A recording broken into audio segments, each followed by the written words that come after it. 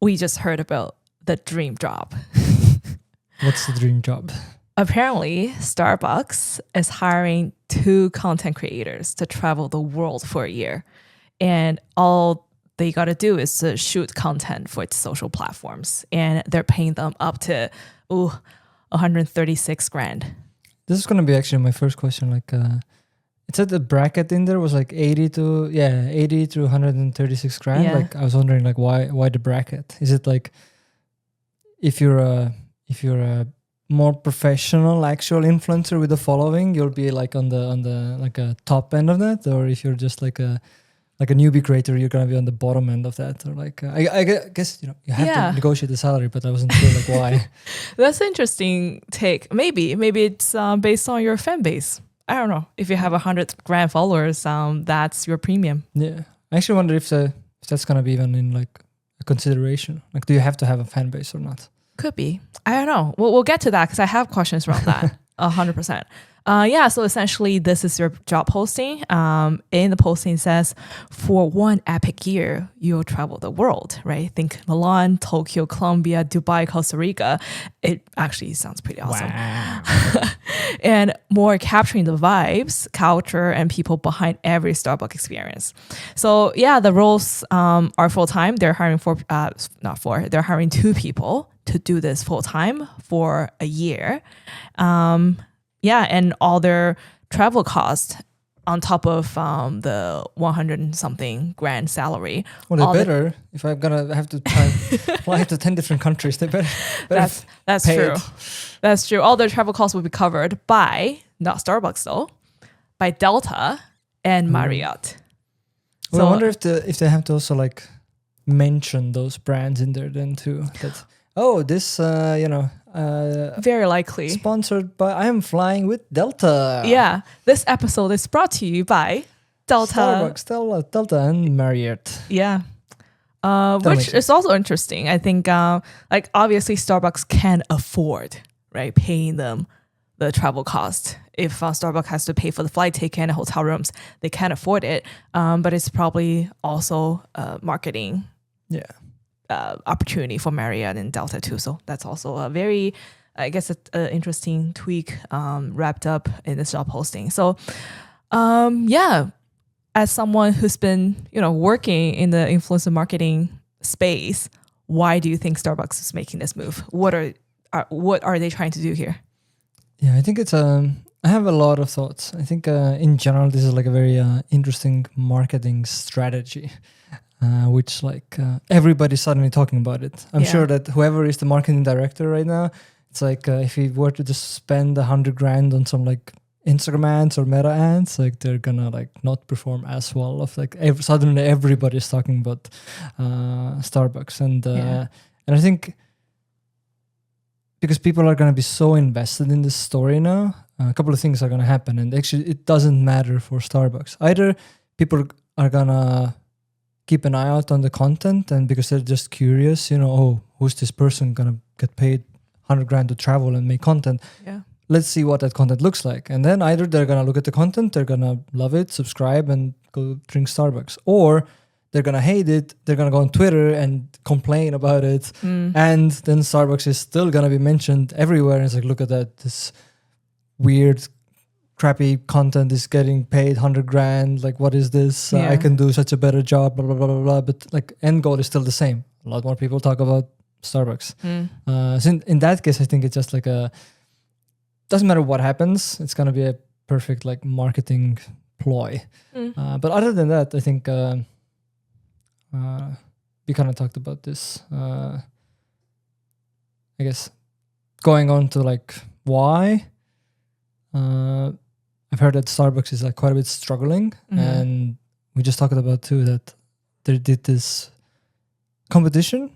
Barista, the world's barista champion or something like that in Vegas. Yeah, and I found it just like, it makes sense because it's Starbucks and it's coffee. But like if you really think about like coffee connoisseurs, like I've obsessed over coffee a lot now. Yeah, like we don't go to Starbucks for coffee.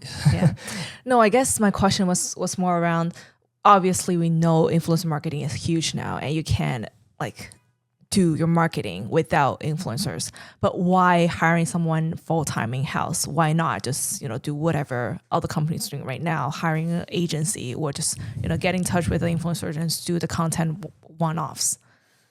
I was going to say that actually, like, technically it's nothing new. Brands have been doing it for a long time. The only thing is now you put like a label on it and now it's like officially hired, and I guess they get the higher benefits too. In theory, you look at like influencers, some brands like pay like a retainer for them anyway. So then, if I pay a creator like $5,000 a month to make sure they don't work with my competitors, then is that you hired that creator? And those terms are usually also yearly. And in this case also it's a yearly term. So I'm seeing like in that case, it's not like that different, but I do see how I think this will be more of a recurring phenomenon. And I think it makes sense for brands actually. I think every brand should have an in-house creator because it's so much cheaper to pay someone a salary other than to pay them for making content or pay agencies or middlemen in between as well. Like we hired local talent as well to help us produce content for Moresh. So, and it's going to be much more cost effective, and the content can be much more aligned with the brand other than to then go out and partner with a bunch of creators. But of course, the benefit is with those other creators, you can pull in from their audience, so then you don't have to build that audience in the first place. Yeah, I was going to say, in that case, then I could see influencer marketing taking an interesting turn.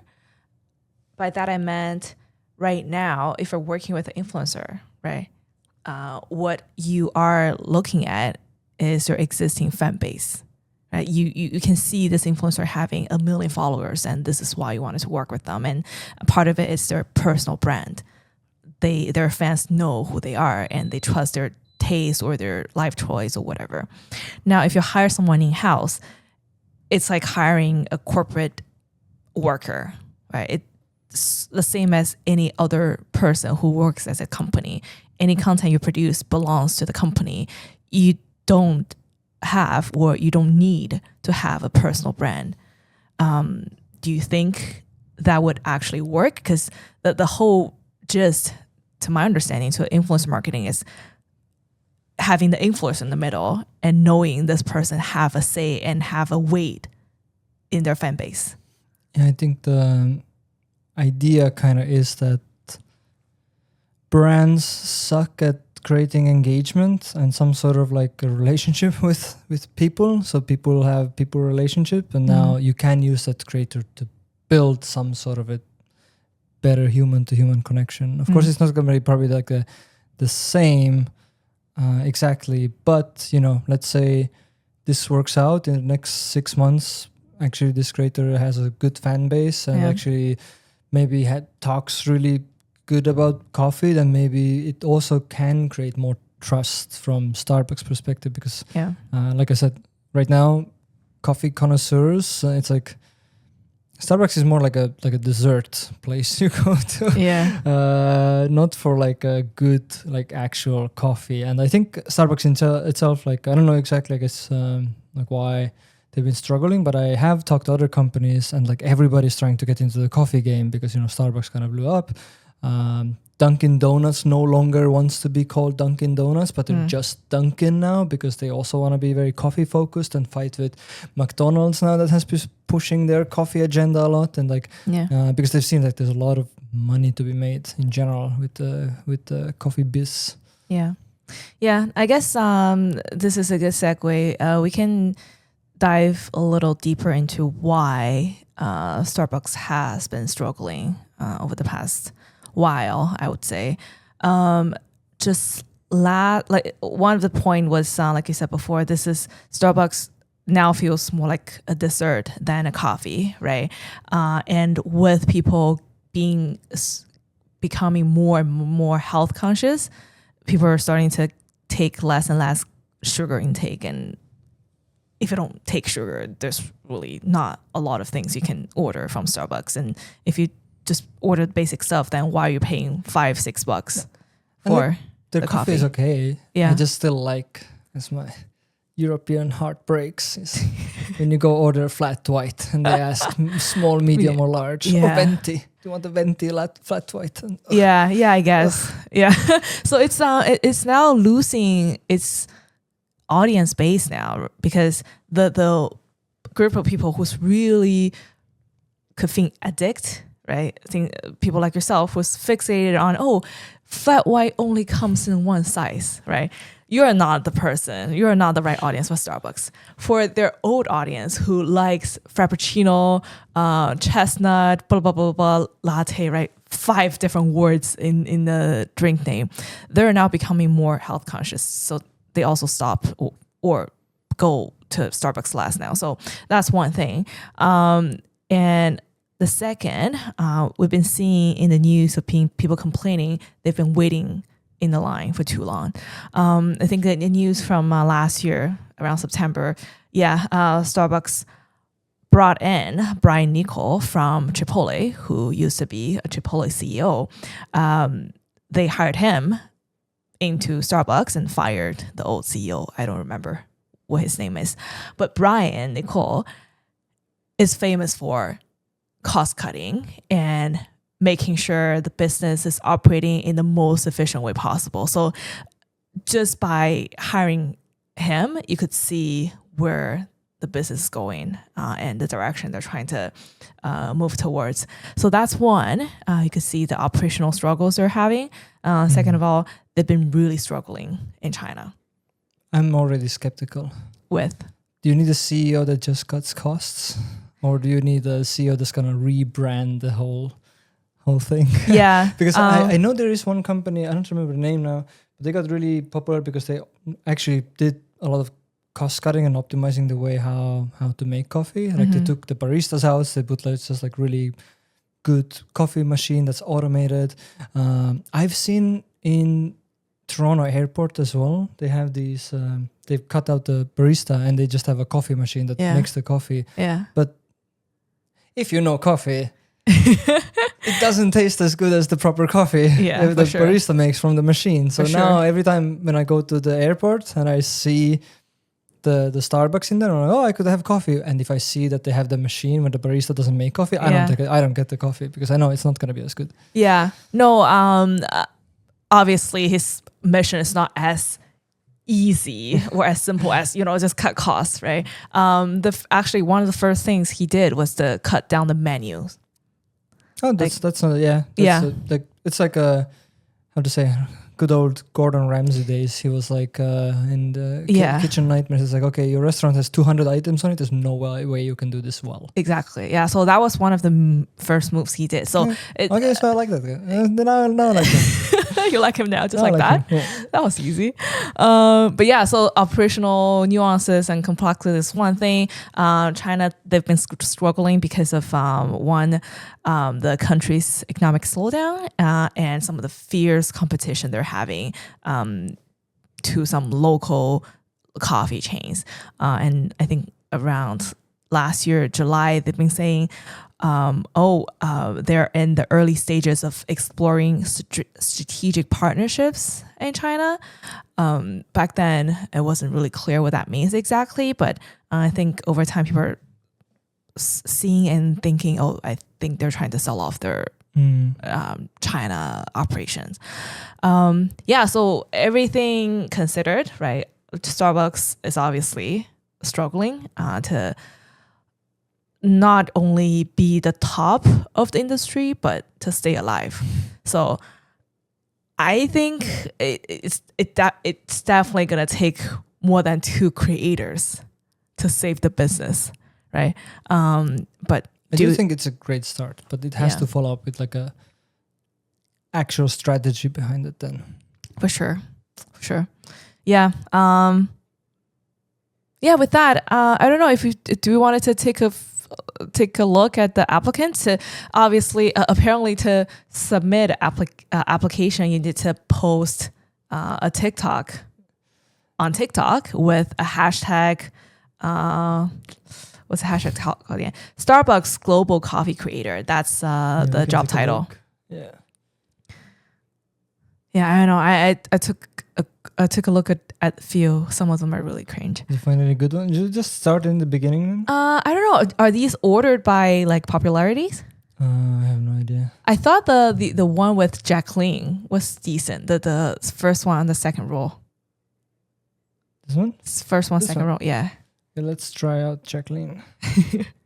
Hey, I'm Jacqueline. You might know me from my fashion, my food, or maybe my travel content. But also it's very possible that you saw this video that I posted yesterday. And here's where you come in. I need your help. A few weeks ago, it came across my desk that Starbucks is hiring two, yes, just two, global content creators. This is a 12-month role, traveling the world, creating content, telling stories, connecting with other people, all through coffee. And that sounds like pretty much everything that I already do and love. So if you believe that I'd be great for this, and I mean you actually think I would crush it, please comment. Yeah, I think it's interesting as well. Like what's the decision making that they're gonna do? I was gonna ask that. Like, how do you pick two people out of all the videos here? Yeah, there's no description like what they want, so it's very tricky for people. Like, I think again, what makes me think that how much of this is like a marketing ploy is like giving people zero guidance is perfect because everybody's just gonna make like whatever. Because it could be that they will just want more like a talking head style person that's just good on camera and like talks about stuff. Yeah. Or you could also say that they want complete opposite of like they just want someone that can do like flashy like edits and stuff. Yeah. Which I doubt it, but I would assume like somewhat of like a mix of something will be like the perfect marriage. But it did say in the job description you need to be proficient with all the video editing tools. Okay. So I guess you're expected to edit your own video.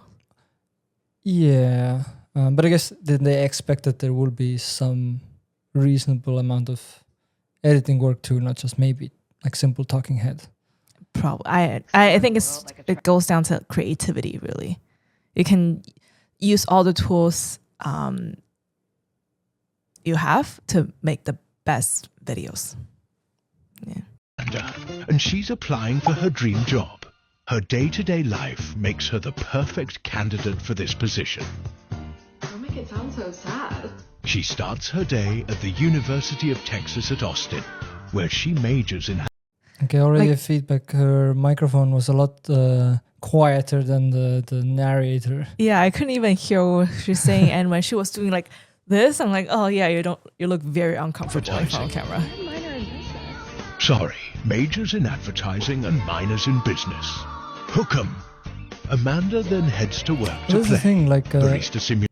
who's to say that Starbucks actually doesn't want this kind of a look that's like, okay, actually for video purposes, like, okay, sound is kind of like a, what's the word? It's a deal breaker that you can't get sound right. But maybe they actually do want a person that's a bit like rough on the edges because then it maybe looks more like an actual person, not a creator, like fancy creator with like big cameras, but they're more like, just like a everyday person, like next door girl. Yeah. Well, but the job is to create content. If you're not good, like you can be good at creating content and appear to be a next door girl as well at the same time. It can be awkward in front of a camera and don't know how to level set your audio and be audio. I can't. Yeah, that's and be one of the two Starbucks global coffee creator. Like it's not part of it's not in the job description.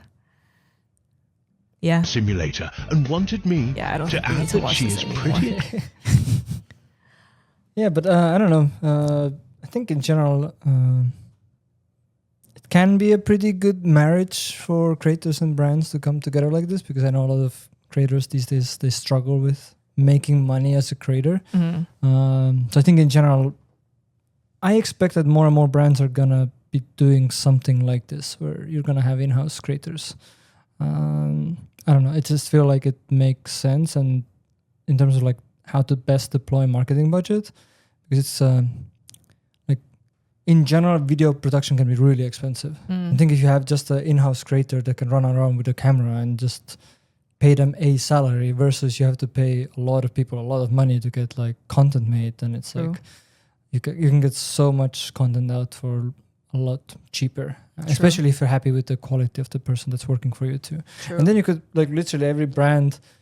I wouldn't be even surprised if then every brand has like their own mini production company within the company that basically starts with the creator. The creator hires an editor. Then they hire maybe like a writer, producer, and then you already have a small video team within the company. That's the future marketing team would look like. Yeah. So I think even now, like companies don't know how important influencer marketing for them is, because they just measure. Okay, I work with an influencer. How many new customers they got me? That you can only track with like link clicks or discount codes, but there's so much more that happens on the background. Yeah. So it sounds like influencers are all finally going to become real employees now. Like influencing is going to be a real job with payrolls and salaries and all that. Yeah.